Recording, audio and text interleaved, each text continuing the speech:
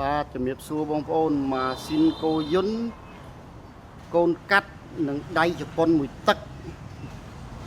មួយតួឈរ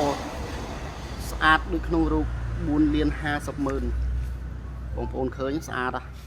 ខ្ញុំបញ្ជាក់ប៉ុងជប៉ុនប៉ុន្តែចកេះក្រោយសាក់ស៊ីហើយទៅនឹងដៃគឺបដូរថ្មីទាំងអស់អញ្ចឹងបងប្អូនមើលទៅគឺខ្ចីញញហ្មងសបកកង់ថ្មីបវៀនថ្មីយ៉ាន់ថ្មីទាំងអស់ហើយតាគៀកក្រោយនេះយើងដូរថ្មីអត់ជួសជុលទេអត់ជួសជុលឲ្យចាស់បាញ់ឆ្នាំទេតាគៀកក្រោយដូរឲ្យថ្មីយកហ្មង